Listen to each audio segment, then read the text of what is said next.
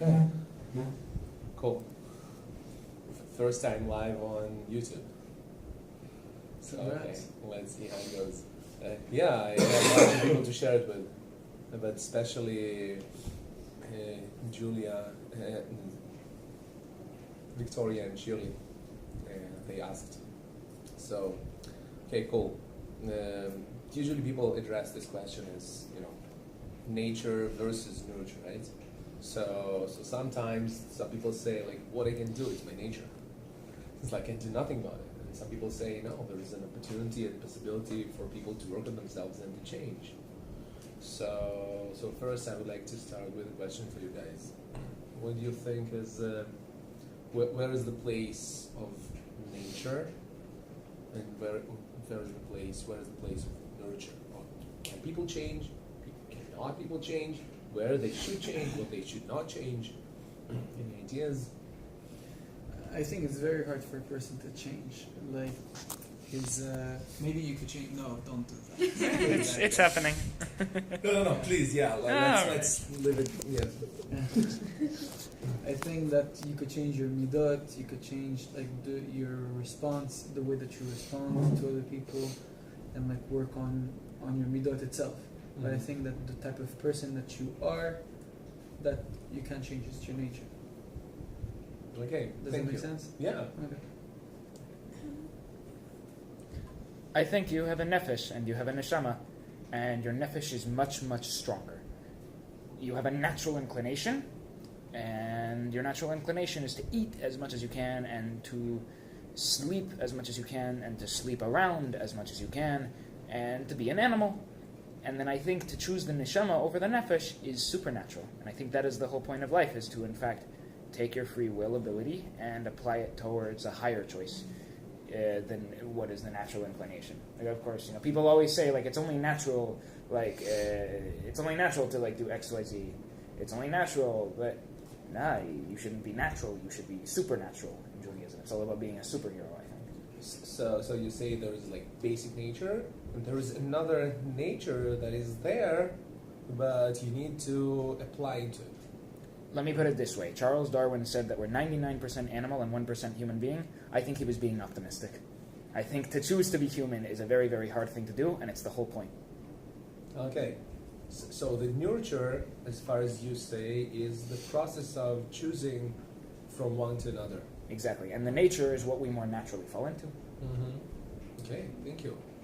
You wanted to say something? Yeah, I think that even if there is an answer of what's nature and what's nurture, I don't think it matters so much, and I think that we should just live pretending that any bad inclinations are nurture and that we can change them, and any good inclinations are nature, and it's just part of us. So that we just kind of live thinking it doesn't matter what's right or what's true or not, but just live telling yourself it's natural to be a good person, and these bad tendencies we have, that has the ability for change. Nice, thank you. But Rabbi Nachman says that there is not such a thing as bad. It does not exist. There are things that are maybe less good, but the reason why Hashem does it is because He tries to make it a bit more attractive, and to us. But there's not such a thing as bad. Like he brought up food to eat. There's nothing bad about food to eat, but it could become a ta'ava. It could become you just want to eat to the physical. There's not a bad thing. It's actually a great mitzvah, to procreate and everything. But there is a way to do it, and that could. But it's still good. It's just that there's a way that you, and it's obviously everything with moderation, and there's a setup to it. But there's not such a thing as bad in this world. Nobody is bad. Even when people do bad things, when you actually try to hear them out and see what is their intent, you could see that there's actually a good point to for them, at least to them, that they didn't want to do it bad as well. Nice. So if I try to point out, and to make it clear, just for me, to say that the natural things are neutral. They're not good, they're not bad. They're just there. So almost every natural thing, you have a choice to take it down to greed, anger, lust, right? But you can take them and use them for better, for higher things than if you're using them for the good, in certain moderation and under certain circumstances. So they're already becoming good. So okay. So where is you say that the nature doesn't have to be necessarily evil, but where is the nurture part for you? Like the choosing, the elevating, making it as a use for. So, like I said, there's the midot, and Mhm. like your action, the way that you respond. Let's say you could be frustrated, but it's all the way that this is something that you could learn. Mm-hmm. Because sometimes you could answer by anger, but Mhm. these are definitely things that you could change. Mhm. To be saddened by certain things, you could definitely try to be. If you have more dot, more understanding, you wouldn't be as mad or as sad as you would have been. So it's all about learning and working also on your midot and on yourself. And a person that is sad or a person that is angry, if you get the da'at, if you get the chokhmah to really understand the aspect of what it is, like you wouldn't maybe react this way because you understand where it comes from. Great, thank you. So I would like to draw a picture, like so many things that you said. I just want to bring them in to certain structure. So if you want to fix something, you need to know how it's built, right? And so once when I was to States for the last time, I rented a car to drive from New York to Baltimore. And so the lady there is asking me, "Oh, who are you? Where are you from?" "I'm from Israel." "What are you doing? Are you like a priest, a rabbi?" And I said, "Yeah, I'm something like that, something like a rabbi." I said, "Okay, what are you doing here?" "I'm teaching classes and doing workshops and on what? Self-improvement, personal and spiritual growth." She said, "Are you a psychologist?" I said, "No." How does it work together? And I said, in Judaism it's all incorporated because it's not about us being, wiping out personality in order to worship some kind of far distant God that one day we will achieve.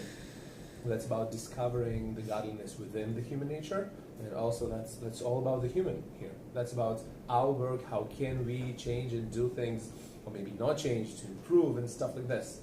So she said, "Wow, it's cool." And I think really that's one of the coolest things. That's why a lot of branches of Judaism are actually studying the human nature and how we can. It's very interesting for us to know how it works in order to be able to know how to fix it.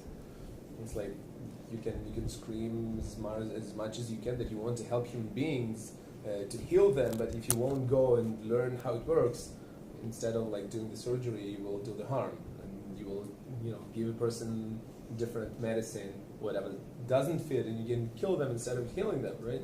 So the same thing with the car, the same thing with the computer. Like you need to know how it works inside.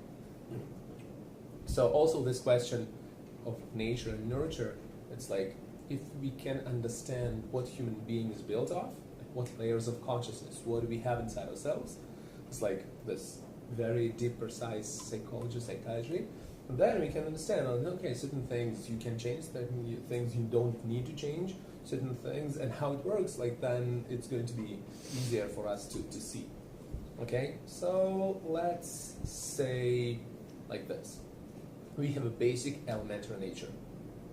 Okay, and this elementary nature, we call it like everything, every part of our consciousness inside. In Judaism, we call it a soul. So it's not always the soul, but sometimes it's a soul. Okay, so we have 4 levels of elementary soul, and it splits to inanimate, the plant, the animal, and the human. They're all elementary. The elementary soul, like this plate also has this elementary soul. It means the structure, the texture, the reason behind why this place is here, why this plate was created was made by humans exactly like this. Okay, it's this type of plastic and not another. This is paper. It can contain heat. Okay, it's biodegradable. So that's why it was made out of paper and not out of plastic and stuff like this. So there's reason behind almost everything. Shapes in nature, right?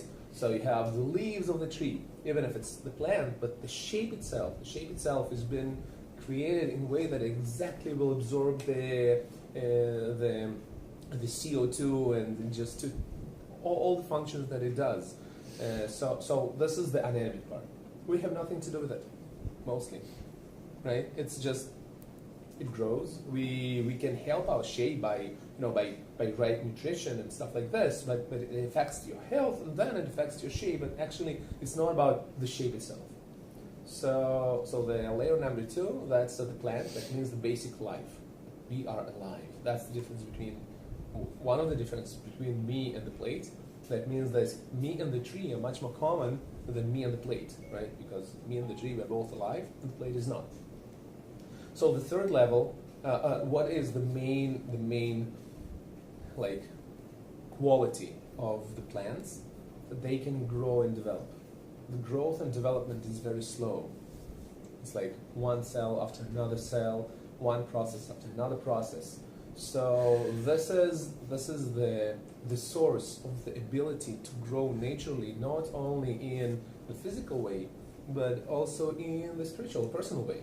Let's say the first time you take a saxophone in your hands, it's not going to be so good, right?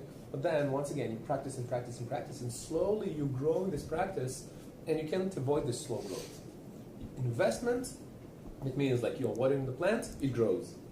So coming to this place of nature and nurture from the plant soul perspective, that means that always there's going to be a potential. Okay, the potential you cannot change. The seed of the peach tree is going to stay the peach tree. You can want it to be banana, but it will never become banana. So the genetics of life is already implanted inside us. But what you can do, you help it grow properly. Okay, you can help it to develop more. You can help it to bear more fruit. But how you grow, it's never straight involvement into the growth itself, but always creating space for it. Good? Right? Because like if you have very short plant, like you want it to grow more, and you try to pull it, grow faster, so you'll just take it out of the soil, right? Now, one of my rabbis told once to a girl, like, okay, when you want you want to help tree to grow, and you want it to have fruits, what do you water? The branches or the root? And said, of course, I said, yes, you water the root, you invest into the roots, and then the fruits and the leaves will grow more. So this is the nature and the nurture of the growth. That means each one of us, we have certain potential, and if we won't invest into the potential, will stay buried as a potential only. It won't change. But if you give it the right circumstances and the right space, it means also for us as humans, it means the right people to surround us. One of the things, surround yourself with the right people that they won't laugh at your growth, but will help you with. Surround yourself with the right people that will nurture your processes and give you like physical and spiritual hugs. Safe space for growth. That's it. And the potential, you don't need to change it. You don't need to build it. You don't need to make it. You need to believe that it's already there. Okay?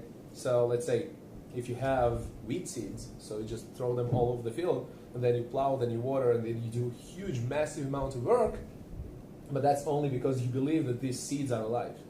But if someone won't understand that, they will, I plowed the field, I watered the field, I plowed it once again, and then nothing grows. Of course nothing grows. You didn't put the seed. So that's like the basic thing about nature and nurture on the growth and plant level of our soul, elementary soul, that there it works like this. You need to believe in the potential inside, in the seed that is in everything, in every person. Like you said, in everything it's natural, it's different for every personality. We are all different. But that doesn't mean that we need to change the potential. We need just to change the surroundings and the atmosphere in order to help this good potential to grow. from the plant perspective, there's no evil, there's no bad.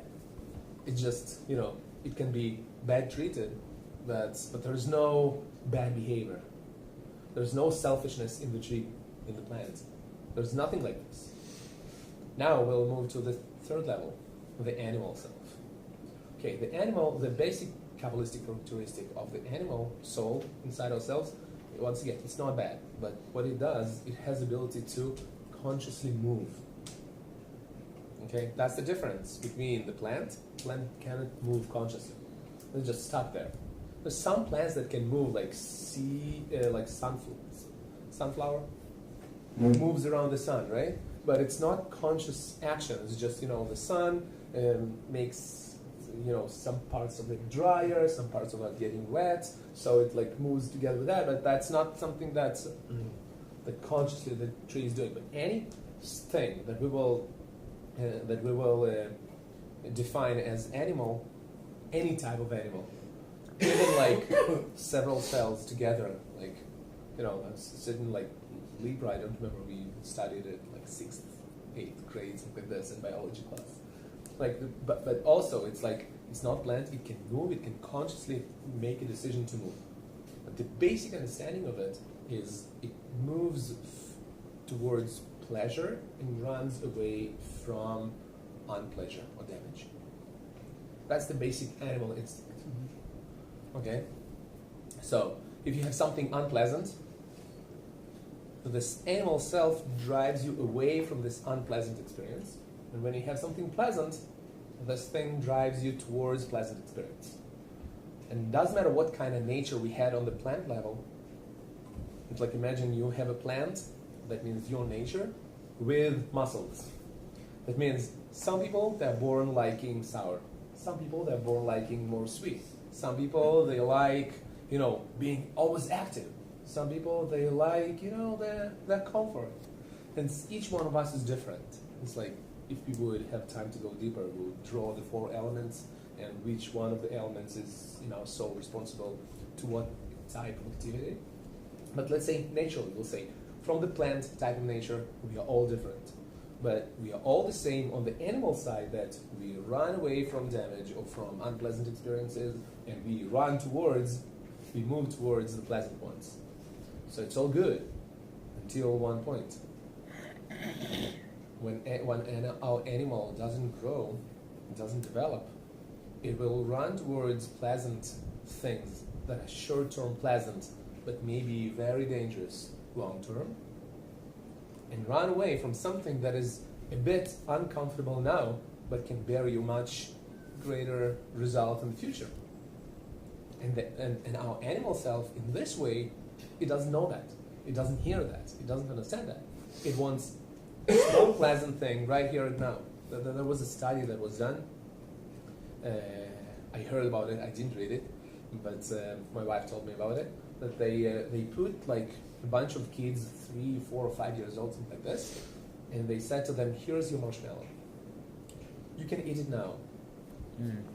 But then, we will go away, all the teachers, and there was cameras all over. And but if you won't eat it for 20 minutes. After we'll get in 20 minutes, whoever will have it whole marshmallow, we'll give you another one. So you'll have 2.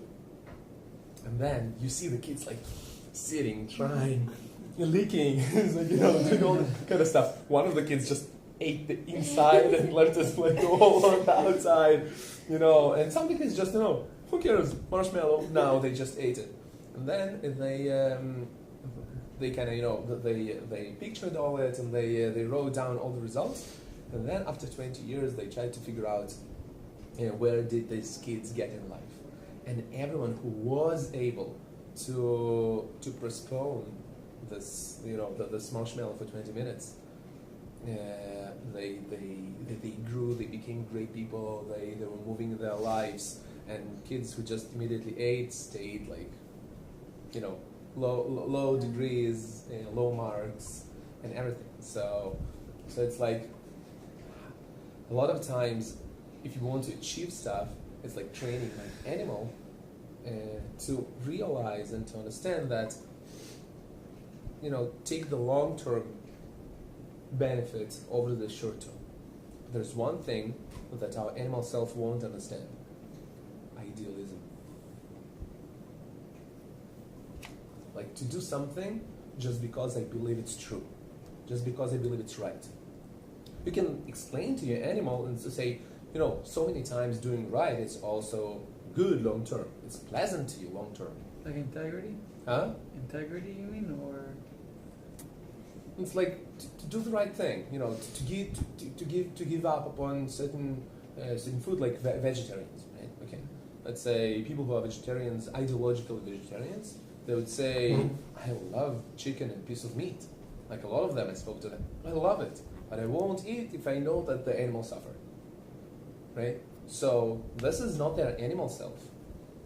This is not even long-term animal. They don't say, in the long term, it's much healthier for you. They don't say that. They say, I believe it's true. This and that, and therefore I will go out for the truth over the pleasant experience right now. So from the point of the animal self, our nature, there's no nature there. The basic nature of the animal is just run away from this and run towards this. Our work, our nurture with our animal can be maximum is to teach it to understand that going for the more long term, like to see the wider picture, to convince yourself sometimes, I understand that now you want this, but let's see, people who are smoking or drinking too much or all these kind of things. It helped me to quit smoking like several years ago. That I said to myself, okay, it gives you like 5 minutes of some pleasant experience, but then you don't taste the food the same. Yeah, but then sometimes it brings you a little bit down. Sometimes, like in long term, you want your lungs out there for the whole of your life. And slowly, I was kind of having conversations with my animal self. It's pleasant now, but it's not good long term. Like not just imagining all this and the thinking and rethinking and speaking to myself until one day, just even my animal just gave up and said, I don't want it anymore. It's like I wasn't just using the ultimate atomic bomb of the bigger truth and stuff like this. I was just telling my animal the story. Okay, let's see a little bit more than this first step. And so this is the nurture part, how to nurture the animal self. And the human, it's complicated. The human is complicated because sometimes people idealize certain things that are not really truth or something. It's just, when everyone decides that this, some Hollywood celebrities, they are cool, so people worship them. That means they're ready to go to stand in the, to stand in the line for hours just to get a signature. And it's completely unpleasant, but they do it because that's the bad side of the idealistic side. Because if just something stuck into your mind somehow, that this is cool, or this is great, or this is true, so then we may be able to learn so many natural order things for that. And from the human perspective side, it's the human's nature. Part of the human nature is to want to do the right thing. This is the human. The work, the nurture here is really to check out, is this thing true or not? It's like the search for truth, it's something that's part of human nature. Sometimes people less care about it, that means that their human self is less developed. But truth needs to be checked, like really are these things true? Maybe they were told upon us from some external source, and therefore, some cultures, they don't have this word in their vocabulary, truth. They have only like pleasant, nice, fun. It's like, believe in whatever you sell, have fun any way you want. It's like there's no truth, but the human part of our soul was always try to do the right thing and the true thing. And here, in order to activate it, nurture it, it's always asking myself, what is truth here? And that doesn't mean that maybe I will always immediately follow. What causes us sometimes not to follow the truth? The animal self immediately stands like on its back, but it's so unpleasant. It may be so hard, and so to know what's truth doesn't mean that immediately you have to follow all of it. And that's how it helps to the human self to realize that come on, slowly, one step at a time. So many people just realized something. I know so many friends that discovered Judaism for themselves and then ran straight away, all the way into it, and then in half a year it's like, oh, I can't do it anymore. Well, of course. It's like you cannot fight your animal. You need to nurture your animal together with it. I know, this is the truth. My animal side is currently here, so slowly I'm growing, like let's start with one thing, let's find the fun about it, let's find how we're developing it, and that's how we can grow slowly into this, like, evolutions and not revolutions. I'm very, very much against revolutions. I think very big Jewish thing is to believe in evolution, one step at a time. So many books were written in a way that, don't jump over 2-3 steps. Start with one thing at a time. When you're mastering it, go to another thing and another thing, slowly. And this is about the human self. Okay? There's another thing. We have our holy soul. And this thing you cannot change. Like, each person is coming to this world with a certain purpose, with certain, spiritual baggage or spiritual genetics. And one of the basic Jewish ideas is that you have it. You can the choice is, do you decide to connect to it and channel it into your life or not? Like, this is the thing. The nature is that we all have this infinite, beautiful, godly, divine soul that is already perfect, that is shining. The way that you recognize it, it's unconditional love. This part of us, like, the human soul loves conditionally. Like, if you believe in what I believe, I love you. If you don't, if you disagree with my ideals, I don't like you. I don't love you. That's the human side. But the divine soul loves even people that we disagree. It's like, just because I believe that you also have purpose in this world, just because I believe that you also a spark of the infinite something, that's why I love you already. I will continue disagreeing with you, and please disagree with me, but it doesn't mean that I will stop loving you. And this is the basic seed of godliness within us. And the nurture of this thing is, you cannot make it, you cannot lose it, you cannot change it, but you can decide, do you want to connect to this Wi-Fi of the infinite wisdom and love or not? That means, like, this divine soul. Sorry? It's her phone number. No. What's the password for the holy Wi-Fi? I know the one. I think it will use as a big key. Yeah, what they do, it's setting yourself alone, speaking to Hashem, or just realizing what your soul wants, practicing unconditional love. It's like Rabbi Akiva said, "Ve'ahavta l'reacha kamocha," right? Is the hugest, like, love another as yourself. It's the hugest, like, the rule in Torah. And I would say that means that if you can sit with yourself and just to accept yourself as you are, and to believe, like, some people visualize it as like a little sun inside your chest, that you have this huge infinite yourself, which is already there, which is already godly, which is already perfect. And the only thing you need to do is just to build the tools to help it shine out. But actually, that's the first morning Jewish meditation. Modeh ani lefanecha. It's like we start our morning saying, I'm thankful to you,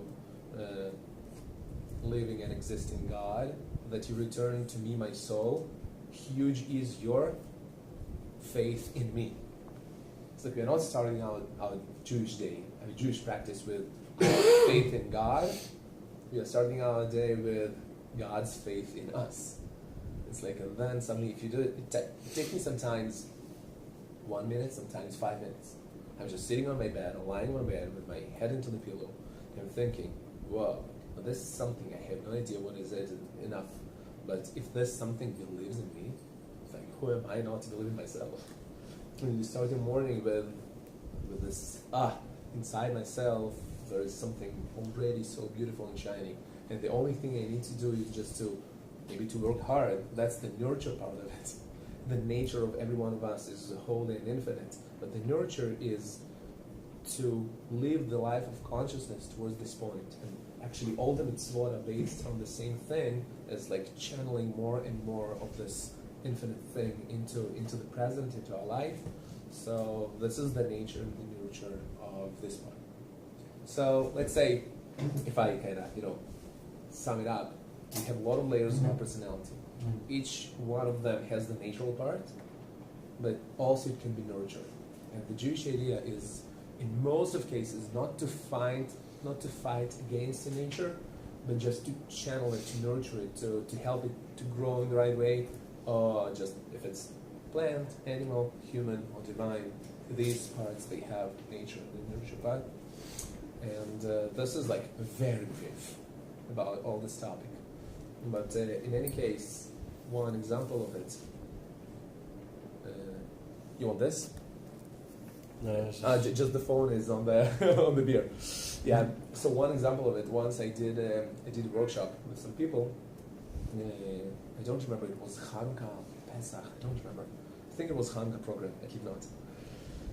And during this program, I asked people to, we were doing a community service, we were cleaning up Sutton Park, and then we were set aside, and everyone was invited to share their negative character trait. Something that they don't like in themselves. And so everyone shared something. And then I asked him, okay, go each one of you, like for 10 minutes, to a different corner of this park, and try to work hard to find why this same character trait of yours is actually your best one. And we discovered amazing things. People discovered amazing things about themselves. One of them came and said, I always get lost. That's what he said in the beginning, I always get lost. And then when he came after 10 minutes, he said, it's amazing. I suddenly realized that so many friendships and so many amazing experiences I found just because I got lost all the time. That because I don't have this sense of orientation, I'm always interacting with people in order to ask for help. But that's not only for help. That's how I found so many amazing things about myself, about the world, about people around us. Another guy, he said, in the beginning, said, I'm so nervous all the time, sometimes even angry. And he came back after 10 minutes and said, I'm so much caring person, so I care so much about so many things, and when things don't go as I see them supposed to be right, so it gets me nervous and sometimes angry. But actually that's all because I care a lot. It's like, and almost every character trait, so it was an amazing workshop. I really suggest you to do it, because that's one's all about nurturing the nature. It's not nurture versus nature, but we all have this nature part, and sometimes the right nurture will help to discover this potential out of us. Exactly.